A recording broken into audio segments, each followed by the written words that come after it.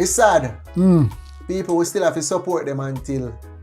You see me I say? Yeah, man. So, when I go back on the drawing table, coach, now the coach resign. You see me? And if we are blame the coach and say the coach, right? All of them are part of the problem too. Yeah, but we see if we are going to do better. We see a man. With the playoff, them we are come up. We see a guy I say him go out Sunday night and when he look, he see one footballer over there so. He see one over there so. And wifey him say one day back of him. Wifey that.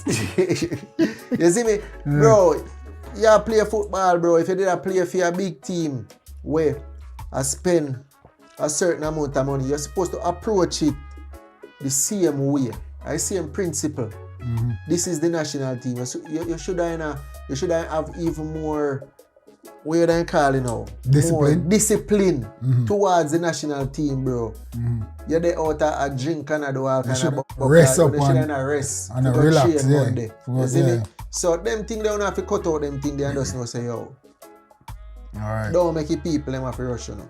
Alright. You see? Yeah man, for real.